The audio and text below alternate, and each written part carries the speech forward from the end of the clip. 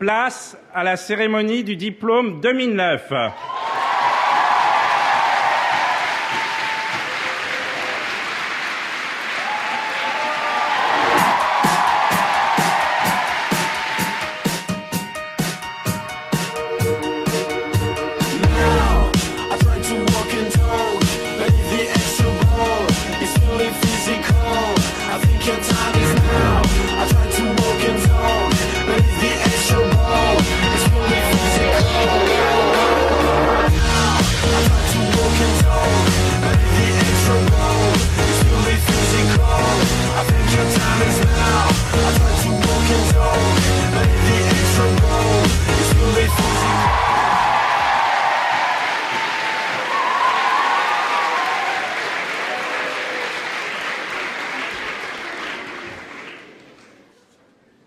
Ça fait 12 fois que j'ai le bonheur de présider une cérémonie de diplôme et c'est sûrement une des fois où je suis le plus ému.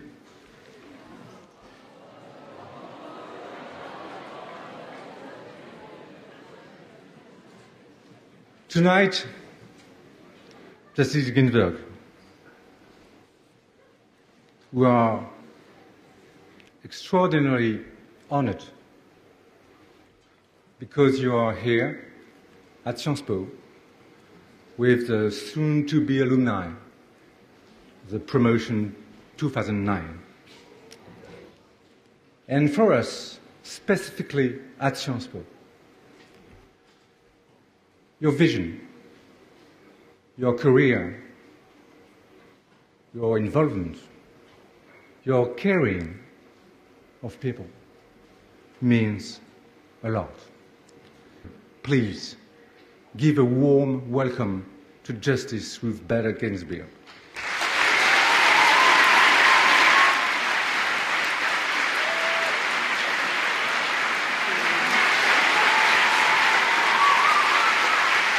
Thank you. Thank you. I thank the President for that warm introduction. And may I say to the members of the faculty, the graduating students, and their families and friends, it is an honor to speak at this celebration. I have read of Sciences Po's initiative to achieve excellence in diversity, made a priority by President Descoings. Through that initiative, talented students from all quarters of French society are drawn to this great school. The design is to deepen the complexion and the life experiences of the student body and eventually the top ranks of government and business in France. Other institutions of higher education have copied the model set by Sciences Po, and that is a measure of the program's success. In the United States, kindred efforts to embrace a wider society in schools and workplaces started in the late 1960s, and I've been told that affirmative action, or what Europeans called positive discrimination, would be an appropriate topic for this talk. I will begin with a few comparative side glances. Several post-World War II human rights charters recognize that a non-discrimination principle alone is not enough to ensure substantive equality, to combat centuries of inequality, and to uplift people disadvantaged because they belong to long-subordinated populations. Many modern constitutions allow or even require affirmative action. India's 1950 constitution is a prime example. Among other affirmative action provisions, it broadly instructs the government to promote with special care the education and economic interests of the weaker sections of the people.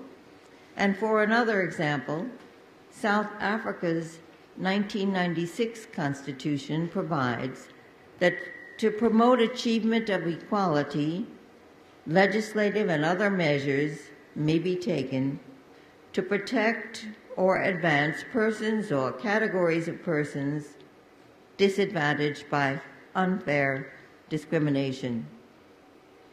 In nations forming the European Union, in contrast to India and South Africa, no similarly entrenched caste system existed, and no suppression of the majority by the minority propelled positive discrimination. But European Union charters and directives from the 1957 Rome Treaty to the 2000 Charter of Fundamental Rights have advanced equal opportunity for women. The Charter confirms that the principle of equal treatment does not impede member states from adopting special measures to facilitate women's pursuit of vocational activities and professional careers. On the world stage, two key United Nations covenants endorse affirmative action. First in time, the 1965 Convention on the Elimination of All Forms of Racial Discrimination declares special measures taken for the sole purpose of securing adequate advancement of certain racial or ethnic groups shall not be deemed racial discrimination. Next, the 1979 Convention on the Elimination of All Forms of Discrimination against Women excludes from the definition of discrimination the adoption of temporary special measures aimed at accelerating de facto equality between men and women.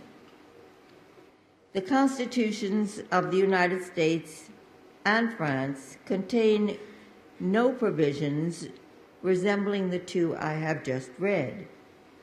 The United States Constitution, as amended in 1868, simply prohibits the denial of the equal protection of the laws.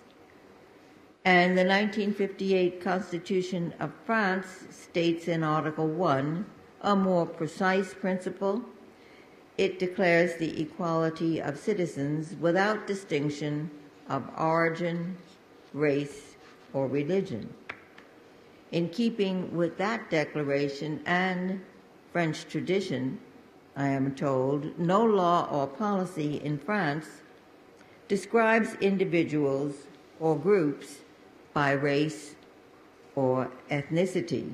Instead, educational priority zones, urban development strategies, and similar measures keyed to geographical location aim to advance the fortunes of people living in economically depressed areas.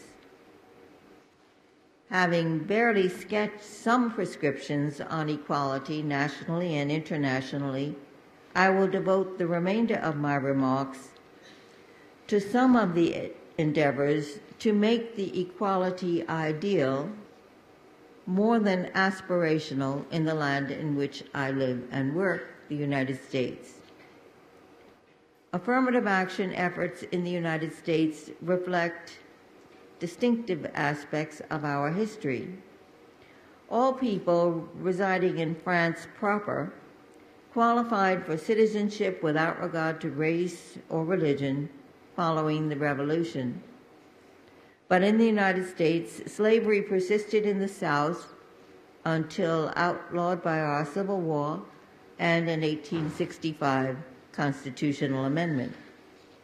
So-called Jim Crow laws replaced slave codes in several states, laws that imposed a rigid, pervasive system of racial segregation that continued past the midpoint of the 20th century. Although World War II made unmistakably clear to the world the evil of racism, one cannot erase the past in short order.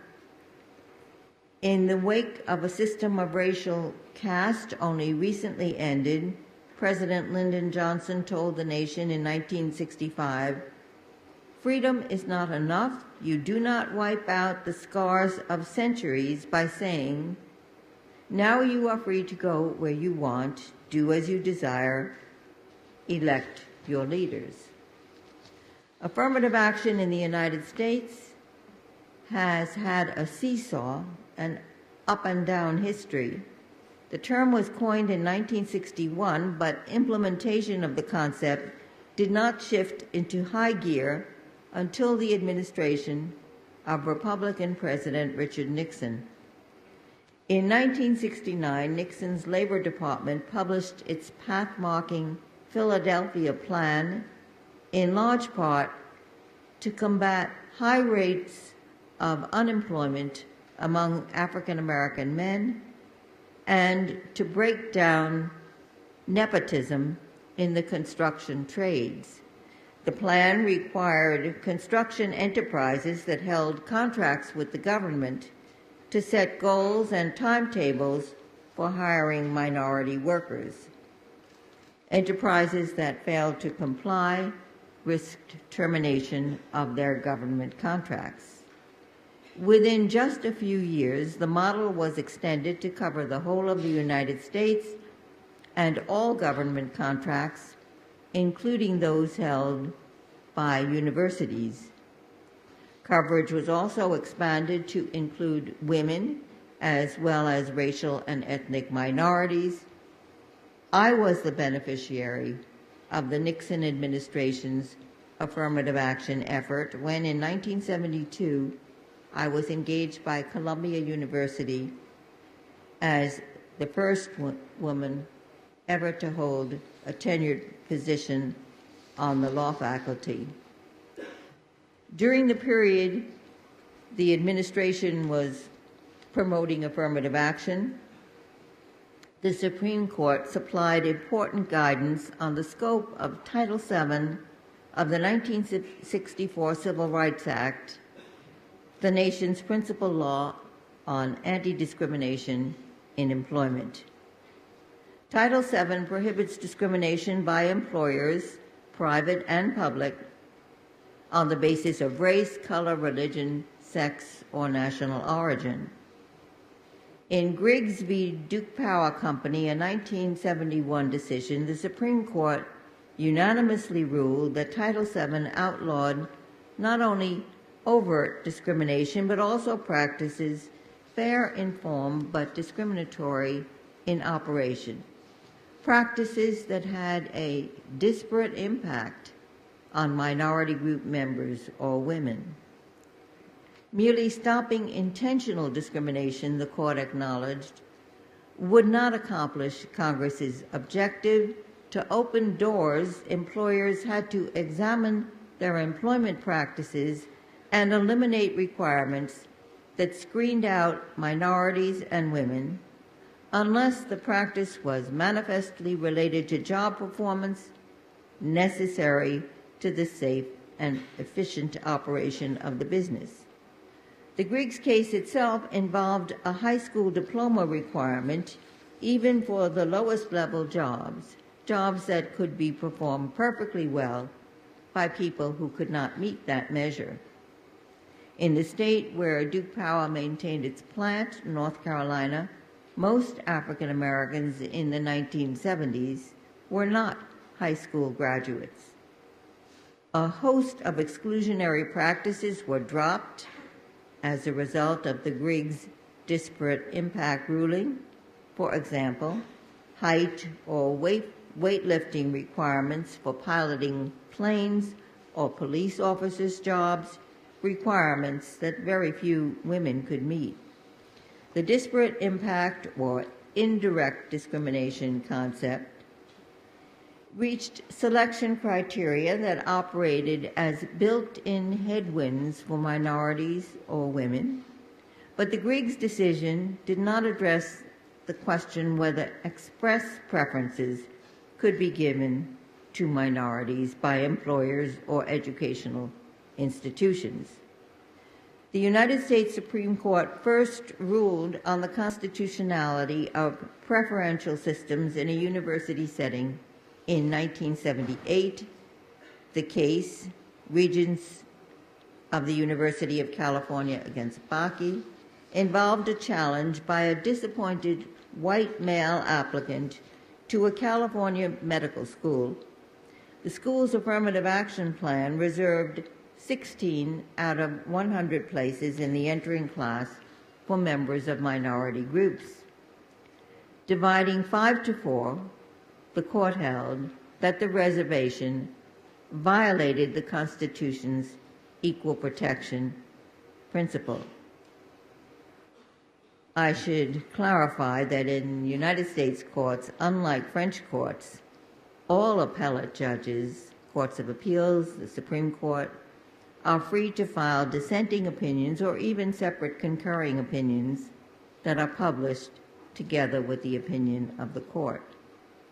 The controlling opinion in the Bakke case said that race could be considered as one factor among others in an admissions process that treated each individual discreetly, but outright quotas or reservations of a set number of places for minority group students, the court held, are unconstitutional. Past societal discrimination, 5 justices agreed, could not justify plans like the medical schools. While rejecting compensatory justifications for quotas or set-asides, the dispositive opinion approved milder forms of affirmative action aimed at achieving a racially diverse student body. The educational experience for all students, the opinion reasoned, would be enhanced if members of different cultures live and learn together. That very understanding underlies the Sciences Po initiative. The United States Supreme Court most recently addressed affirmative action in university admissions in 2003 in paired cases from the University of Michigan. One of the 2 cases involved the undergraduate school, which automatically awarded minority group members 20 points out of the 100 needed to gain admission. The other case involved the law school, which assigned no additional points but treated race or ethnicity more flexibly as a plus factor. The court disapproved the undergraduate program because, the majority said, it put members of minority groups on a separate track. But it upheld the law school's program because that program advanced diversity without establishing a quota or a separate track. I would have upheld both University of Michigan programs, and I wrote in dissent in the undergraduate school case, actions designed to burden groups long denied full citizenship stature are not sensibly ranked with measures taken to hasten the day when entrenched discrimination and its after effects have been rooted out. If honesty is the best policy, I added, the undergraduate school's transparent affirmative action program is preferable to achieving similar numbers through winks, nods, and disguises. 4 years after the Michigan University cases, the court divided 5-4 again, this time on the constitutionality of lower school programs in Seattle, Washington, and Louisville, Kentucky. Programs designed to keep kindergarten through 12th grade classes racially integrated, despite the high degree of neighborhood separation along racial lines. To maintain integration, the city's school boards took race into account in assigning children to particular schools. The Supreme Court held the program unconstitutional. Unlike the University of Michigan Law School program, the court said, Race in the lower school plans was decisive by itself. Moreover, the Michigan case involved considerations unique to higher education. The lead opinion ended with an attention-riveting line: the way to stop discrimination on the basis of race is to stop discriminating on the basis of race. The four dissenters, I was one of them, saw the Seattle and Louisville school plans differently. There is a legal and practical difference, we said, between use of race-conscious criteria to keep the races apart and the use of race-conscious criteria to bring the races together. To complete the picture, I will note the court's latest decision on disparate impact. Making headlines, the court held on June 29th, less than 3 weeks ago, and once again 5-4, that a city, New Haven, Connecticut, home to Yale University, could not set aside the results of promotional exams for firefighters, though certifying the results would mean that no African Americans could be promoted for at least 2 years. In dissent, I pointed to multiple flaws in the test design, flaws that severely undermined the reliability of the tests and made it unlikely that black firefighters could be promoted despite their readiness to hold command positions. The court's opinion in the firefighters' case does not destroy disparate impact as a concept the Supreme Court will follow, but it does significantly limit its application. Comparing the unanimous 1971 Griggs decision with the U.S. Supreme Court's current decision, a cynic might observe that the true symbol of the United States is not the bald eagle, it is the pendulum. Responding to a changed political climate, a few states have endeavored to reduce inequality in access to higher education by means that do not explicitly invoke a racial criterion. A decade ago, Texas enacted a top 10% law. 10% of the top of the class of every high school, 10% would automatically qualify for admission to any public undergraduate college in the state. A few other states have since adopted similarly designed, on the surface, race-blind policies. Because of residential segregation, these states have achieved a measure of diversity through their percentage plans. Ironically, schools in poor neighborhoods have gained greater popularity as a result of percentage plans. One can get into the top 10% more easily in lower performing schools located in poor neighborhoods than in highly competitive schools located in more affluent neighborhoods. In some, affirmative action measures are controversial because they send both inspiring and disturbing messages. Affirmative action and the disparate impact concept have potential to lessen substantive inequality, to foster diversity, and promote the economic and social well-being of people raised in unprivileged communities. But they also generate opposition, charges that they unfairly discriminate against individuals not personally responsible for society's transgressions.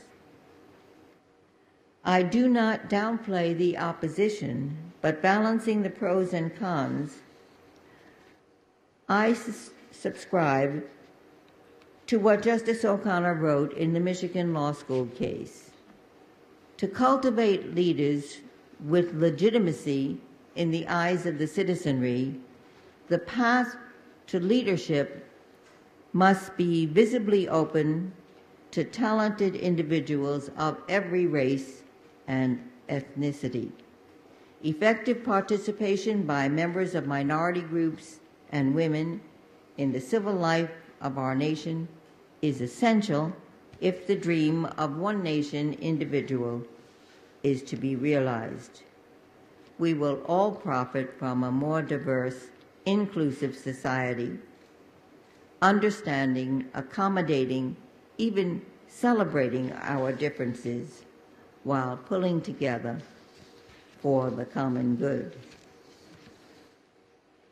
Congratulations on your promotion from this great school known far and wide as one of the very best institutions of higher education. Cheers too to the parents and teachers who nurtured you and contributed to your will to aspire and achieve. And as you leave here and proceed along life's paths, try to leave tracks. Use the education you have received to help repair tears in your communities. Take part in efforts to move those communities, your nation, and our world closer to the conditions needed to ensure the health and well-being of your generation and generations following your own. My applause on your achievements.